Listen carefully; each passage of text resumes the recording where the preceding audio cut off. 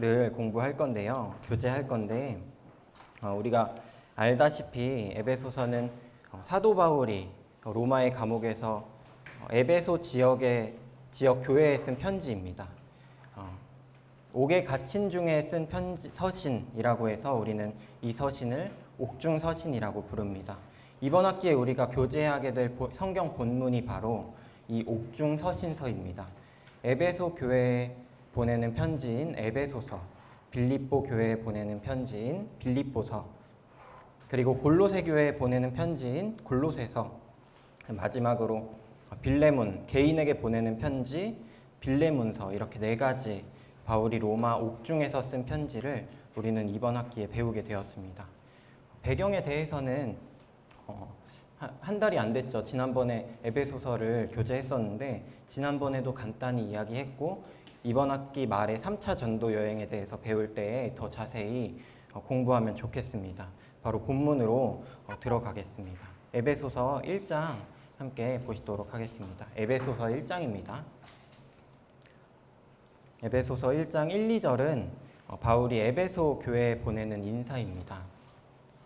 1절을 제가 읽겠습니다. 하나님의 뜻으로 말미암아 그리스도 예수의 사도된 바울은 에베소에 있는 성도들과 그리스도 예수 안에 있는 신실한 자들에게 편지하노니. 바울서신서를 쓴 바울이 쓴 대부분의 편지는 이와 같이 바울이 인사를 하며 시작을 합니다. 우리가 일반적으로 이 인사는 좀 가볍게 읽고 넘기는 면이 있는데 바울이 의도적으로 자신이 누구인지 그리고 편지를 받는 대상이 누구인지 명확히 말하면서 어떤 태도로 이 편지를 썼고 어떤 마음가짐으로 이 편지를 읽어야 하는지 보여주는 것 같습니다. 일반적으로 이와 같이 썼지만 로마서에서는 바울 본인이 사도로 부르심을 받은 이유가 복음을 위해서라고 말하면서 복음이 무엇인지 다시 한번 설명을 해줍니다. 그것으로 편지를 받는 성도들이 그 복음을 듣고 순종하게 되어 그리스도의 것으로 부르심을 받은 자라고 말하며 편지를 이어가는 것을 볼 때 로마서에서는 복음에 대해서 강조하고 싶은 마음을 들여다볼 수 있고 갈라디아서에서는 사람으로 말미암지 않고 오직 예수 그리스도와 그를 살리신 아버지 하나님으로 말미암아 사도가 된 바울이라고 말하며 사람의 행위로 구원받지 못하며 은혜로 구원받는다는 사실을 강조하고자 썼다는 것을 우리는 알 수 있습니다. 인사를 통해서 알 수 있습니다. 편지의 도입부인 인사에서조차 하나님의 뜻이 나타납니다. 그리고 바울은 자신이 누구인지 그리고 편지를 받는 성도가 누구인지 이야기하고 싶은 마음이 있었던 것 같습니다. 그리스도 예수의 일꾼, 성도를 풀어 말하면 신실하며 헌신하는 자 혹은 분별된 자들이라고 하고요. 또 그리스도 예수 안에 있는 신실한 자, 이것이 우리들의 호칭임을 우리는 기억해야 합니다. 2절 제가 읽겠습니다. 하나님 우리 아버지와 주 예수 그리스도로부터 은혜와 평강이 너희에게 있을지어다. 하나님이 베푸신 은혜로 우리가 구원을 얻었고 또 우리의 삶 속에서 계속해서 베푸실 은혜로 우리는 삶을 살아갑니다. 또 그 은혜로 인해 얻어진 평강이 있습니다. 나의 능력의 여부나 상황이나 환경을 떠나서 하나님으로 인해 평강해야 합니다. 우리는 이것으로 안식을 누립니다. 바울은 인사를 할 때면 이 은혜와 평강이라는 단어를 항상 함께 썼습니다. 이 은혜라는 단어는 이방인의 언어인 헬라어 카리스이고 평강은 유대인들의 언어인 히브리어 샬롬입니다. 이 두 단어를 같이 쓰면서 유대인과 이방인의 하나됨과 동시에 가장 짧은 복음적인 메시지를 전파하는 그런 말이라고 할 수 있습니다. 3절로 17절까지는 하늘에 속한 신령한 복에 대해서 말씀하고 있습니다.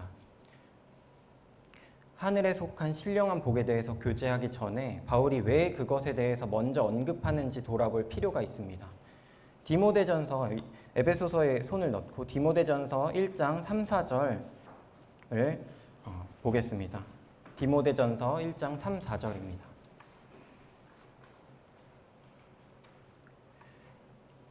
내가 마게도냐로 갈 때 너를 권하여 에베소에 머물라 한 것은 어떤 사람들을 명하여 다른 교훈을 가르치지 말며 신화와 끝없는 족보에 몰두하지 말게 하려 함이라.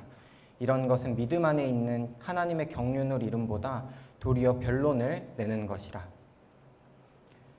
여기서 에베소 교회는 사도 바울이 영적 아들인 디모데에게 너는 에베소에 남아서 사역을 하라고 맡길 정도로 지속적으로 사도 바울의 영향력 아래에 있던 곳입니다. 다른 교훈, 신화, 끝없는 족보에 몰두하지 말게 하려 하는 말씀이 있는데 이는 아마도 에베소 지역의 대표적인 상징물인 풍요의 여신 아데미 신전을 기억하면 그 문화를 조금은 이해할 수 있을 것 같습니다. 사도행전 19장도 함께 보시겠습니다. 사도행전 19장입니다. 사도행전 19장 23절로 29절을 읽도록 하겠습니다.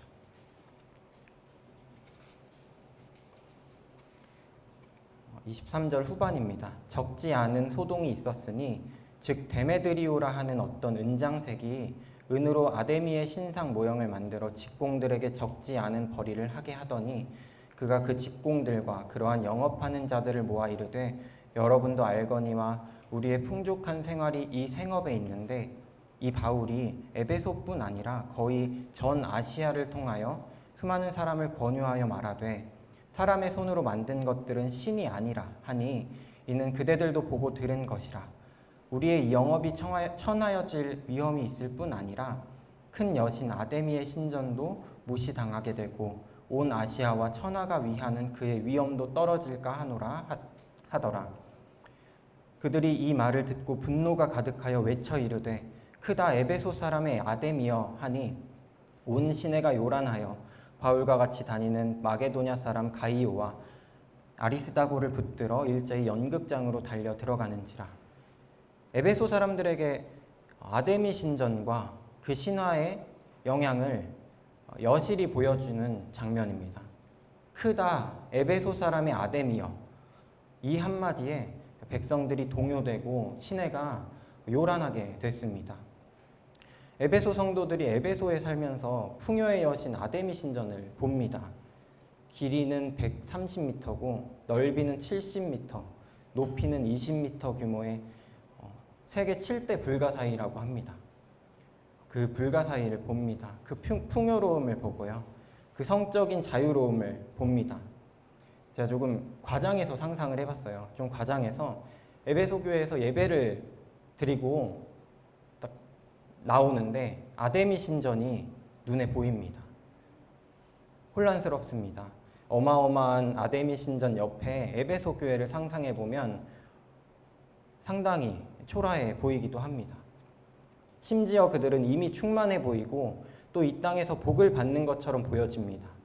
이러한 상황에서 바울은 이 땅이 아닌 하늘에 속한 신령한 복을 이야기하며 동시에 유대인과 이방인이 교회 안에서 하나 되지 못하는 모습을 염두에 두고 편지를 써나갑니다. 다시 돌아와서 에베소서 1장 3절 보겠습니다. 에베소서 1장 3절입니다. 찬송하리로다 하나님 곧 우리 주 예수 그리스도의 아버지께서 그리스도 안에서 하늘에 속한 모든 신령한 복을 우리에게 주시되. 하늘에 속한 신령한 복은 온전히 영적 축복의 영역입니다. 우리는 이것을 원하나요? 하늘에 속한 복. 우리는 때때로 이 땅에서 잘 먹고 잘 사는 것으로 그렇게 축복하시는 것을 원하기도 하는 것 같습니다. 그것은 이 땅에 속한 축복입니다. 부자가 되는 일, 명예를 얻고 권력을 얻어서 유명해지는 일, 다른 사람, 다른 민족, 다른 나라들의 위에 서는 일, 이런 땅에 속한 축복들은 유대인들에게 약속되었습니다. 하지만 교회에게는 그보다 더 큰 복, 하늘에 속한 신령한 복을 약속하십니다. 그렇다면 하늘에 속한 신령한 복이 무엇인지, 그리고 왜 우리에게 그러한 복을 주셨는지 교제하기 원합니다. 4절로 6절을 제가 읽겠습니다.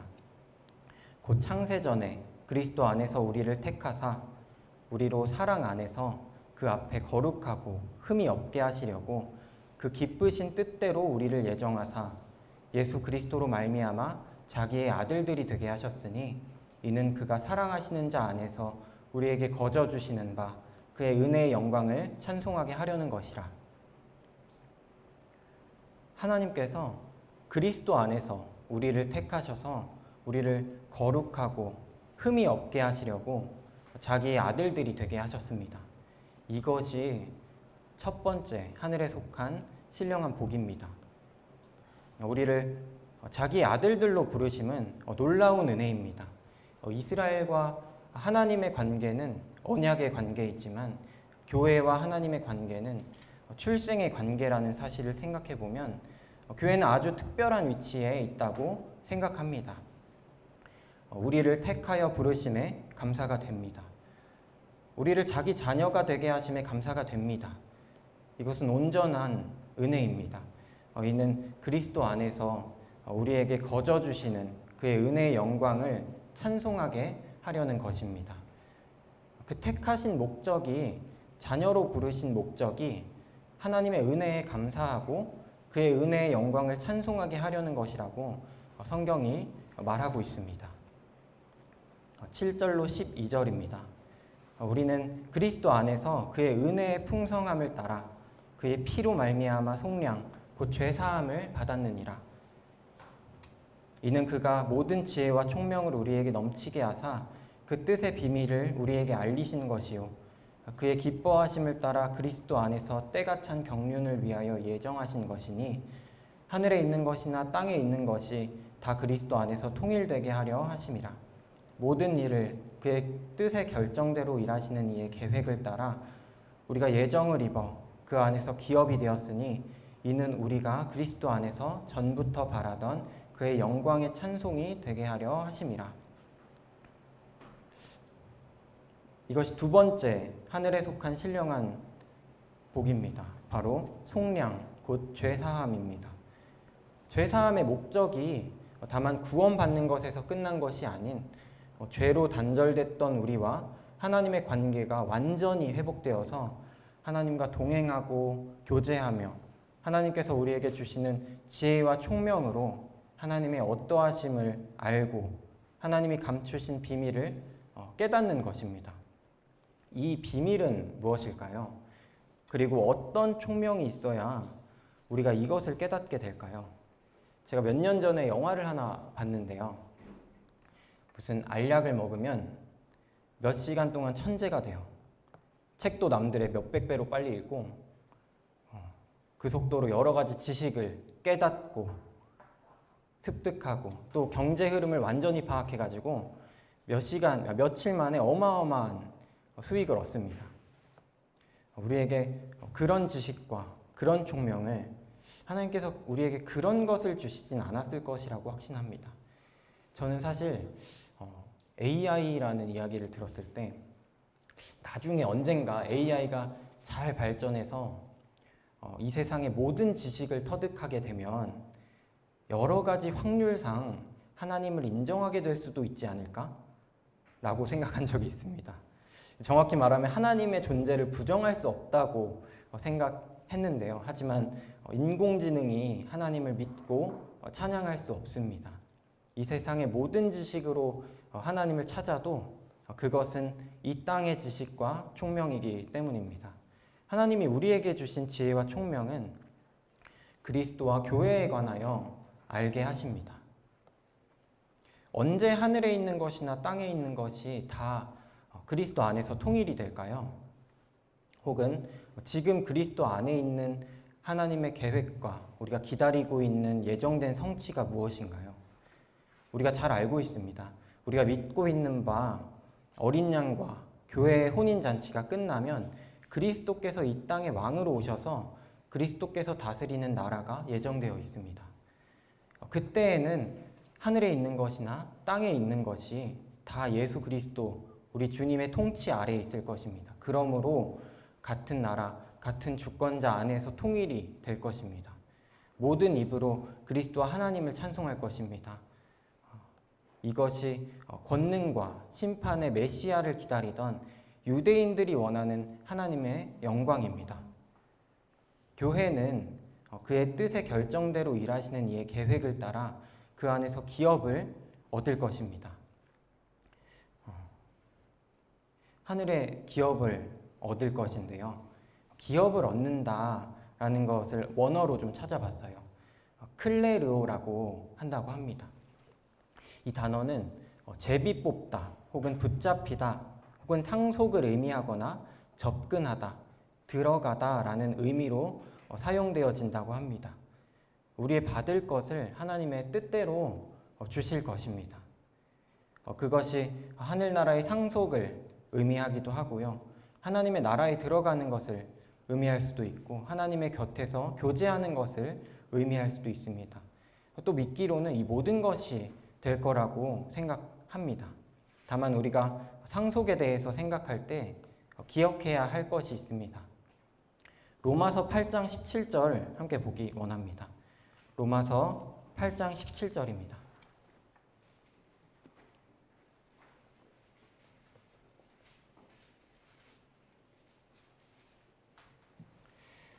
자녀이면 또한 상속자, 곧 하나님의 상속자요 그리스도와 함께한 상속자니 우리가 그와 함께 영광을 받기 위하여 고난도 함께 받아야 할 것이니라. 우리가 상속받을 것만 생각할 수는 없습니다. 우리는 그리스도의 영광을 받기 위하여 그리스도의 고난에 기꺼이 참여해야 합니다. 이 땅에 아무런 소망이 없을지언정 우리는 하나님의 예정을 입어 기업이 된 것으로 참 소망이 있습니다. 우리도 그리스도 안에서 전부터 바라던 그의 영광을 찬송하게 됩니다. 더불어서 우리는 이것을 기억하면서 장래의 하나됨이나 장래의 기업을 소망하는 것에 그치는 것이 아니라 지금 소망을 가지고 지금 은혜와 평강 가운데서 장래에 있을 그 하나님의 나라를 지금 살아내라고 하는 요청에 응답해야 합니다. 오늘 큐티 본문이 베드로 전서였습니다. 관련한 말씀이 있어서 몇 구절 나누면 좋을 것 같습니다. 베드로 전서 1장 7절인데요.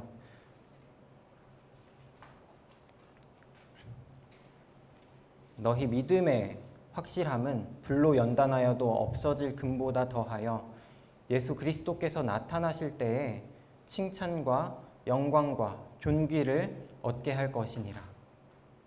주님께서 나타나실 때 얻게 될 것이 있습니다. 우리의 믿음은 금보다 더 귀합니다. 그리고 그때에 예수님께서 다시 오실 그때에 그 믿음을 보시고 칭찬과 영광과 존귀를 우리에게 주실 것입니다. 베드로 전서 1장 13절 그러므로 너희 마음의 허리를 동이고 근신하여 예수 그리스도께서 나타나실 때에 너희에게 가져다 주실 은혜를 온전히 바랄지어다. 아직도 남아있는 은혜가 있습니다. 주님께서 나타나실 때 나에게 가져다 주실 은혜를 온전히 소망합니다. 우리는 근신함으로 남아있는 그 은혜를 기다려야 합니다. 오늘 찬양 시간도 하늘 소망이잖아요.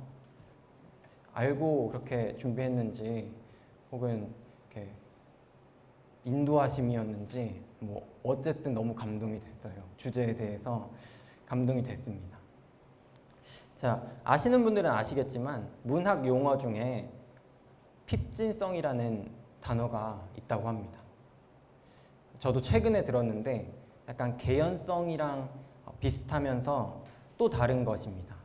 개인적으로 제가 이해하기로는 이 단어를 이해하기로는 세계관을 얼마나 잘 구성했는가예요.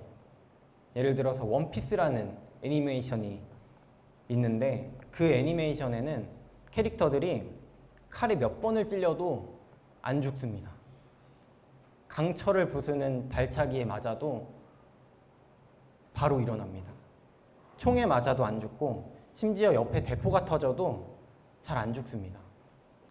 근데 여기 나오는 캐릭터 중에 조로 아시는 분들은 아시겠지만 조로가 그 어렸을 때 검술을 같이 배운 여자 캐릭터가 있어요.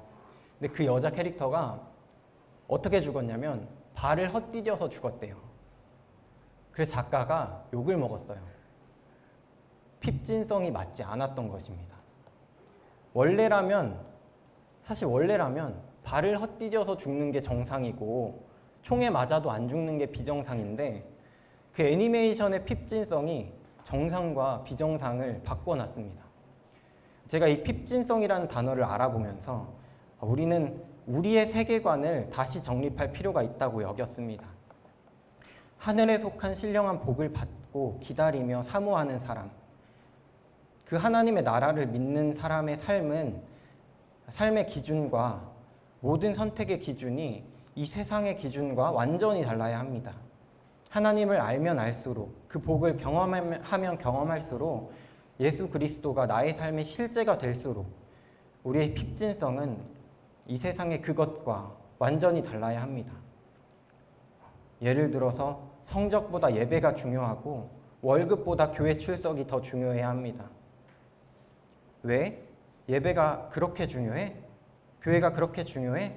하나님이 그렇게 좋아? 11조를 왜 내? 이해할 수가 없어.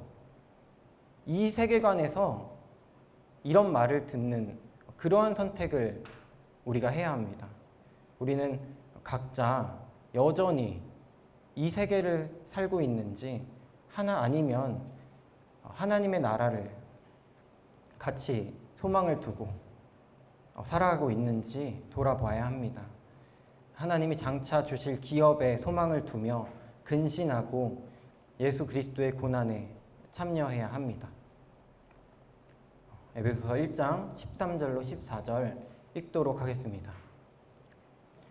그 안에서 너희도 진리의 말씀 곧 너희의 구원의 복음을 듣고 그 안에서 또한 믿어 약속의 성령으로 인치심을 받았으니 이는 우리의 기업의 보증이 되사 그 얻으신 것을 속량하시고 그의 영광을 찬송하게 하려 하심이라. 하늘에 속한 세 번째 신령한 복입니다. 성령님의 인치심입니다. 위에서 말한 우리의 기업의 보증을 성령님께서 하셨습니다. 우리의 아들됨을 성령님께서 인치셨습니다. 도장을 찍으셨습니다. 회사에서는 결제 처리를 했다고 하는데요. 결제 났는데 문제가 생기면 그 결제자가 합니다. 저는 아직 기한을 올리는 사람인데 여기 계신 두 분은 그 교사분들은 결제를 하는 사람들이거든요. 문제가 생기면 책임을 지시는 분들입니다. 우리의 결제자는 성령님이십니다. 성령님께서 우리의 기업을 그리고 아들됨을 책임지십니다. 여기서 언급하는 너희, 바로 우리 이방인들도 구원의 복음을 듣고 믿었습니다. 그리고 다시 우리라고 말하며 유대인과 이방인 모두가 성령님의 인치심을 받았다는 사실에 집중합니다. 성령님께서는 하나님의 소유된 백성이 속량될 때까지 우리의 상속의 보증이 되어주셔서 그분의 영광을 찬송하게 하셨습니다. 이 성령님의 보증으로 인해 우리가 하나님의 영광을 다시 한번 찬송합니다.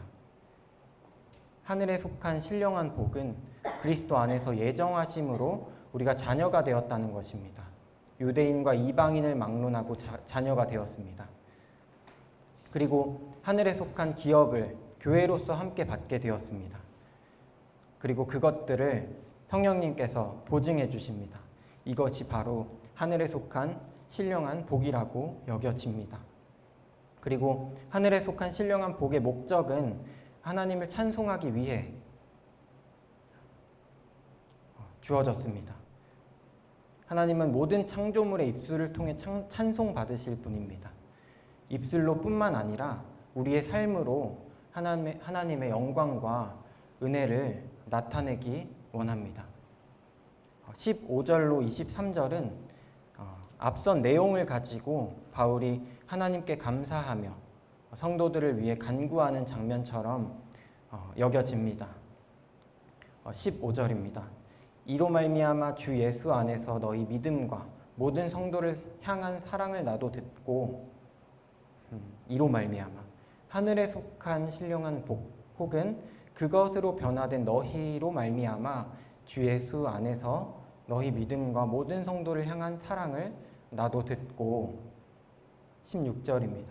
내가 기도할 때 기억하며 너희로 말미암아 감사하기를 그치지 아니하고. 우리의 삶이 소망으로 넘쳐서 믿음과 사랑으로 충만할 때 서로를 보며 하나님께 감사하게 됩니다. 17절입니다. 우리 주 예수 그리스도의 하나님 영광의 아버지께서 지혜와 계시의 영을 너희에게 주사 하나님을 알게 하시고. 17절, 18절, 19절은 앞선 구절들, 닮은 구절들을 제가 한번 찾아봤습니다. 17절은 8절, 9절에 나와 있는 이는 그가 모든 지혜와 총명을 우리에게 넘치게 하사 그 뜻의 비밀을 우리에게 알리신 것이라는 구절과 닮았습니다. 이 구절들을 다시 한번 상기시키면서 성도들을 위해 기도하는 바울의 마음이 엿보입니다. 18절입니다. 너희 마음의 눈을 밝히사 그의 부르심의 소망이 무엇이며 성도 안에서 그 기업의 영광의 풍성함이 무엇이며. 4절에 곧 창세전에 우리를 택하사, 이 부분이 18절에 나오는 그의 부르심과 닮았고 5절에 나오는 자기의 아들들이 되게 하셨으니 찬송하게 하려는 것이라. 이것이 그의 부르신 소망임을 우리는 배웠습니다. 11절에 보면은 우리가 예정을 입어 그 안에서 기업이 되었으니 12절에 그의 영광의 찬송이 되게 하려 하심이라. 위의 구절들을 다시 한번 언급하며 성도들을 위해 기도합니다. 19절입니다. 그의 힘의 위력으로 역사하심을 따라 믿는 우리에게 베푸신 능력의 지극히 크심이 어떠한 것을 너희로 알게 하시기를 구하노라. 11절에 모든 일을 그의 뜻의 결정대로 일하시는 이의 계획을 따라, 이 부분과 닮았다고 생각했습니다. 하나님을 알면 알수록, 또 믿게 되면 믿게 될수록 하나님을 찬양하게 되고 삶이 변화되고 또 하나님의 나라를 살아내게 된다는 사실을 바울은 알고 있습니다. 그러므로 하나님의 크심을 알고 부르심의 소망과 기업의 풍성함을 아는 지혜와 계시의 영을 달라고 하는 기도는 우리 스스로에게도 또 곁에 있는 성도들에게도 해야 하는 기도입니다. 정상적인 그리스도인은 나이가 자랄수록 또 경험하는 것들이 많아질수록 예수 그리스도를 더욱더 닮아가고 하나님을 더욱 알므로 성도 앞에서 더 낮아지고 겸손하여집니다. 그리스도인은 그렇게 성숙해져야 합니다. 20절로 23절은 우리가 다 함께 읽기를 원합니다. 20절로 23절입니다. 시작. 그의 능력이 그리스도 안에서 역사하사 죽은 자들 가운데서 다시 살리시고 하늘에서 자기의 오른편에 앉히사 모든 통치와 권세와 능력과 주권과 이 세상뿐 아니라 오는 세상에 일컫는 모든 이름을 위하게 하시고 또 만물을 그 발 아래에 복종하게 하시고 그를 만물 위에 교회의 머리로 삼으셨느니라.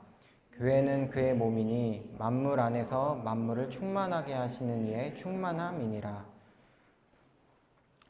하나님의 이 모든 계획과 일하심이 예수 그리스도를 통해 이루어졌음을 알 수 있습니다. 이 구절들을 보면서 예수 그리스도가 아니면 아무런 의미가 없구나. 그리스도 안에 있는 믿음이 의미가 있고 그리스도 안에서의 거룩한 삶이 의미가 있고 그리스도 안에서의 복이 의미가 있고 그리스도로 말미암은 양자됨이 의미가 있습니다. 그것만이 완전하고 또 진실합니다. 성경은 유대인과 이방인의 시선을 그리스도께 집중시키므로 왜 둘이 하나인지, 어떻게 그 둘이 하나가 될 수 있는지, 어떤 모양으로 하나가 되어야 하는지, 교회는 무엇이며 어떻게 하나님의 능력이 나타나는지 돌아보게 합니다. 그러므로 그 둘이 하나가 될 수 있다는 사실을 상기시켜 줍니다. 에베소서는 둘이 하나 되는 것과 그리스도와 교회의 관계에 집중합니다.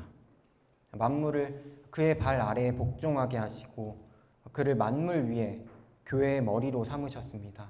교회는 그의 몸입니다. 교회는 만물 안에서 만물을 충만하게 하시는 예수 그리스도의 충만함입니다. 에베소서 1장은 본론을 들어가기 전에 본론의 내용을 먼저 전체적으로 살필 수 있게 해준 것 같습니다. 사실 우리는 이방인과 유대인이 하나 되는 것을 썩 고민하지 않죠. 우리의 문제가 아니기 때문에 지금 당장. 하지만 우리가 이것에 대해서 분명히 알아야 하고 하나님의 관심이 이것에도 있다는 사실을 인지해야 합니다. 동시에 여기 모여있는 각 사람이 진짜 많이 다릅니다. 지금 10대, 20대는 30대인 저와도 정말 많이 다른 것을 봅니다. 몇 년 전부터 학생회에 개인주의가 들어섰다 막 이런 얘기가 나왔었어요. 저희도 저희 때에도 개인주의가 있었지만 점점 시대가 갈수록 그 개인주의가 점점 더 심해지고 개인의 만족이나 개성이 더 중요하게 여겨질 것입니다. 출신이나 나이가 비슷할지라도 생각과 가치관이 전혀 다른 것을 볼 수 있습니다.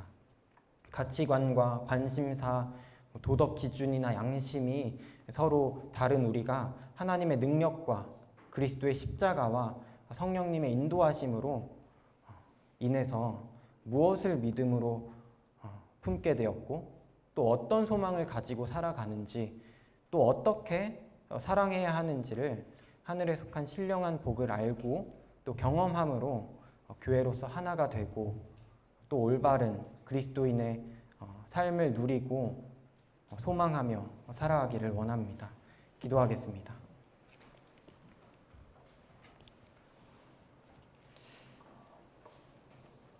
아버지 하나님 감사드립니다. 저희를 택하시고 자기 아들들로 부르실 뿐만 아니라 하나님의 기업을 받을 자로 여겨주심에 감사를 드립니다. 또한 성령님께서 그것을 인치심에 저희가 그 소망이 더욱더 깊어집니다. 저희가 장래의 소망을 기억하며 또 바라기도 합니다. 그것이 우리의 정말 소망이 됩니다. 그 소망을 우리가 지금 가지고 참 지금 받은 것처럼 또 살아가고 교제하고 또 찬양하고 예배드리기를 원합니다. 하나님께서 우리에게 주신 이 하늘에 속한 신령한 복의 목적이 하나님을 찬송하는 것에 있음을 고백을 드립니다. 하나님을 참 삶에서 입술로 또 마음으로 또 삶의 모든 태도들로 주님을 찬송하기를 원합니다. 주님의 영광을, 주님의 은혜를 찬송하기 원합니다. 오늘 에베소서 1장을 또 교제하게 될 텐데 그 교제할 때 주님께서 함께하여 주셔서 저희의 마음 가운데 좀 말씀을 깊이 부어주시기를 원합니다. 이 시간을 감사드립니다. 우리 주 예수 그리스도의 이름으로 기도드렸습니다.